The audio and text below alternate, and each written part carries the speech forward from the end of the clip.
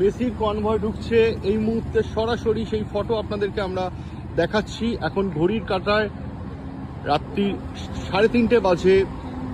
কলকাতা বিমানবন্দরে পার্সোনাল ফ্লাইটে এসছেন এবং ভিডিও দেখতে পাচ্ছেন এই মুহূর্তে পুলিশের কনভয়, পুলিশের বিশাল কনভয় নিয়ে লিওনেল মেসি এই মুহূর্তে সরাসরি সেই ছবি দেখতে পাচ্ছেন।